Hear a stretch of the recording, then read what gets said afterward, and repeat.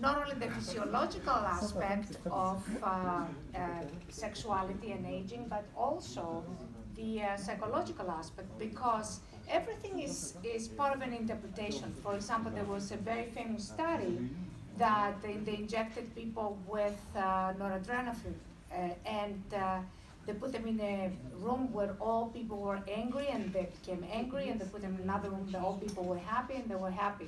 So everything is subject to interpretation. It's not just that to inject somebody, but also the psychological aspect is very, very important. So this hormonal decline, of course, makes you look bigger. And when you gain weight, your self-esteem will go down.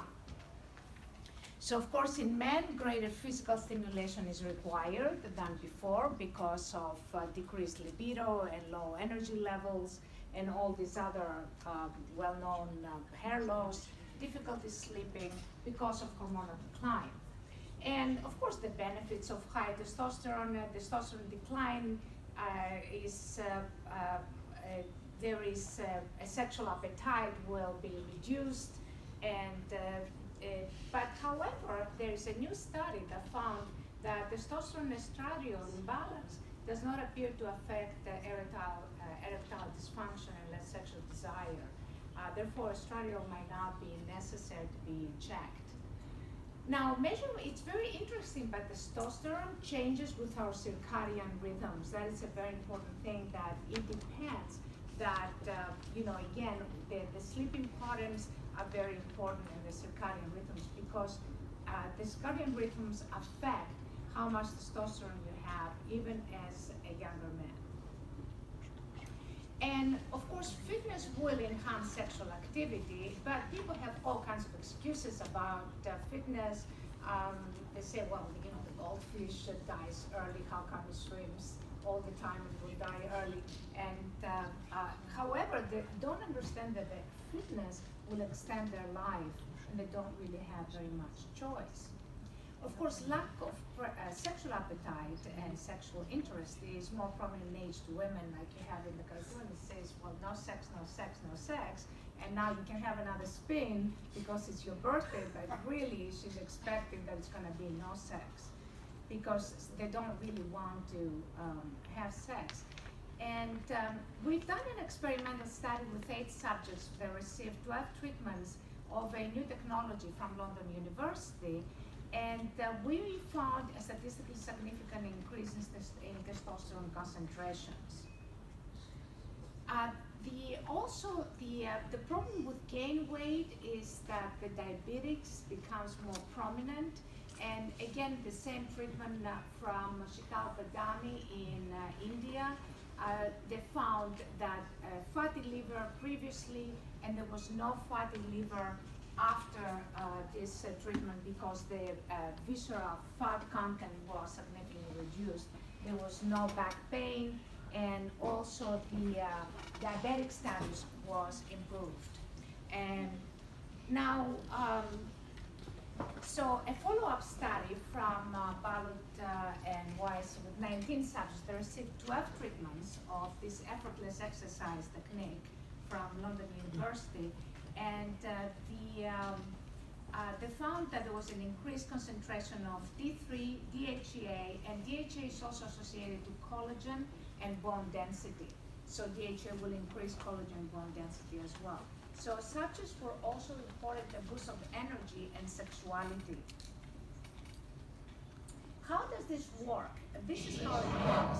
Basically, this technology sends a signal to the motor nerve, and that motor nerve starts to stimulate the motor nerves around it. And in response to that, there are, as you can see, there's many motor nerves are excited, and they cause waves of motor nerves that they eventually will have to reach the brain, because all signals reach the brain from the CNS. From the brain will respond by increasing hormones, thyroid and growth hormone for lipolysis and muscle growth. And as you can see, the insulin signals will enter the cells, and the fat cells will start shrinking, and the energy that is created from that, the lipids that come into the bloodstream will create the muscle, will form the muscle by acting on myosin that is necessary proteins for the muscle growth, as well as the IGF-1. A clinical study with 12 subjects who received this treatment, they 3 times weekly for 5 weeks. They indicated an increase in both sexual desire and activity and ability to sustain sexual intercourse longer with men in the experimental group than those in the control group who received no exercise or anything else. And that's a study from Thomas Bernard, 2013, he's a Canadian doctor. Another very interesting effect that it has is that it separates the red blood cells. So it acts like a natural Viagra, basically, because it increases blood circulation. Also, the very interesting thing is that the blood works with the lymphatic system to carry waste products to the kidneys and the liver, and therefore for enhanced lymphatic drainage, so the toxicity is reduced. And to increase toxicity in older age leads to reduced sexuality. Why? Because the toxicity interferes with all the entire endocrinological system, including gut hormones, sex hormones. Hence, they increase sexuality as a result of intense detoxification. So toxicity is an enemy of sexuality. Now, low estrogen deficiency will create what we spoke about, the psychological part of the low self-esteem.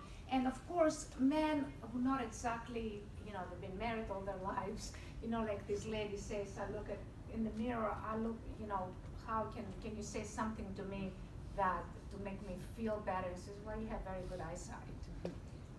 So the other problem with females is that in women, the estrogen decline leads to a loss of subcutaneous tissue in the mons pubis, and atrophy or labia majora, and shortening the loss of elasticity in the vagina barrel. So basically, you have during intercourse, you have it's very painful.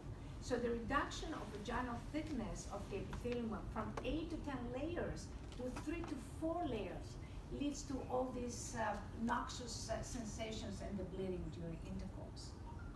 And also, the loss of lactobacillus species and the lactic acid and increased vaginal pH creates a lot of bacterial infections.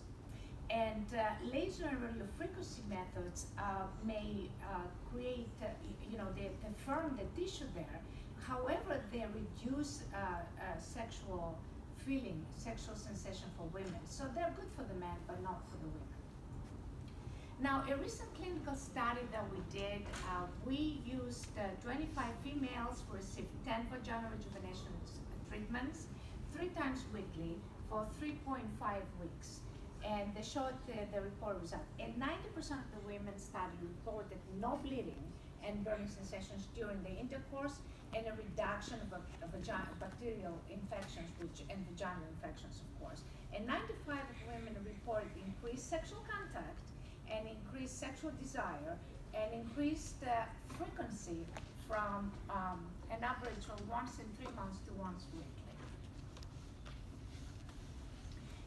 Also, this exercise, this type, an earlier version of this technology, in 2008, it was invented by Gerry Pollock. He was also the co-inventor of the pacemaker. They did a study with female incontinence, 10 sessions, and they found quite a dramatic improvement without any other methods. Now, aging results in the loss of self-confidence. We spoke about that. When I was young, I was hoping to wake up beautiful. Now I just hope I wake up. And of course, the hair loss is a problem. And most for men and women, you have actually the 2 ladies. One is a man, and the other one is a lady that were treated with this technology by Elaine Wong in Hong Kong.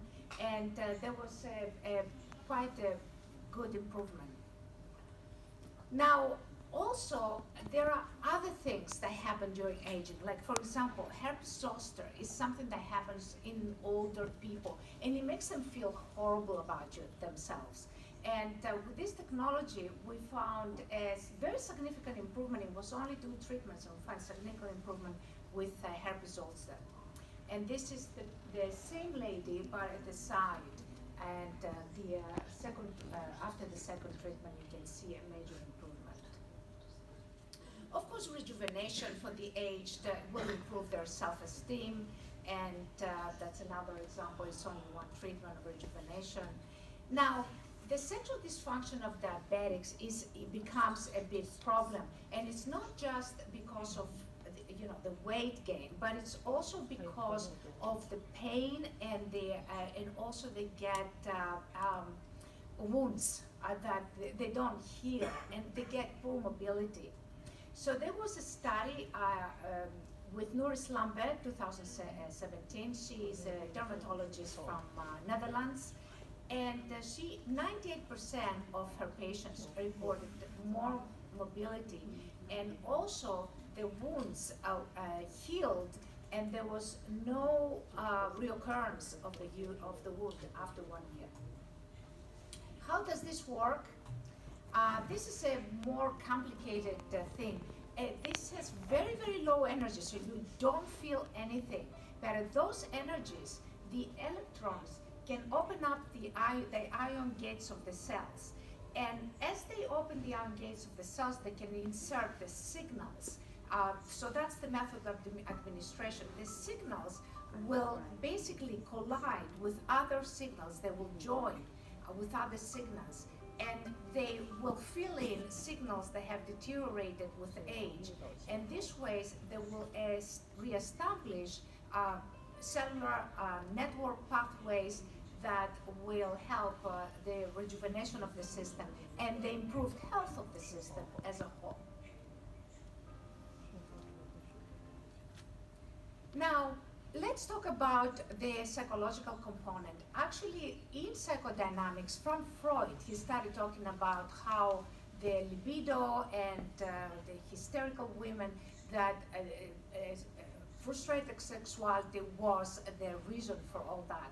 And then Wilhelm Reich went a step further, and he said, no, it's not just the libido, it's not that's the sexual energy, it's all energy. So he said that all psychopathology and medical illness is the result of blocked energy.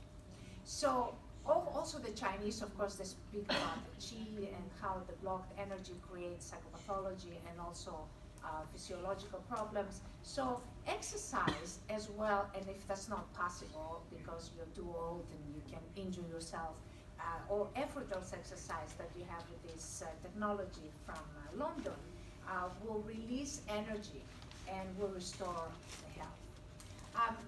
I did a study for my dissertation in physiology, neurophysiology, and on emotion and physical illness. And it was very evident that shame, the emotion of shame, seemed to had a higher correlation with physical illness. And actually, anger was the most adaptive feeling. People that are angry live many, many years. Even people that are happy, they don't live that long, and I'll tell you why. The reason why is because people that are happy are always very willing to take care of other people, and they form what we call this type C personality. And Temoshok did a lot of research with type C personality, which is the people that would always put others first. They would always satisfy their spouse during sexual intercourse, but they don't care about being sexually satisfied. They will always hide their negative feelings and always be positive. And these are the people that had the highest incidence of melanoma cancer. And Temoshok did a lot of experiments, both with animals and humans. And you can search her, she's quite famous. I worked with her when I was in San Francisco. I was part of her research group. So now psychotherapy should focus on self-approval and acceptance, because you don't want the shame feeling that will create more problems. Balanced appraisal of your strengths and weaknesses. You cannot overstate yourself, you cannot understate yourself. You have to stand for your rights, because the type C personality is the type of personality that will not stand for the rights, that they will always try to please others. And do not close the door in social contacts, and of course pleasure and sexual activity. And learning how to turn adversity into advantage, and basically free yourself from the past and move on. So psychotherapy in older age, we're not talking about psychoanalysis or psychodynamic psychotherapy, but some psychotherapy is very important, and including that aspect in your clinics might be very beneficial to your patients. Thank you very much for your time.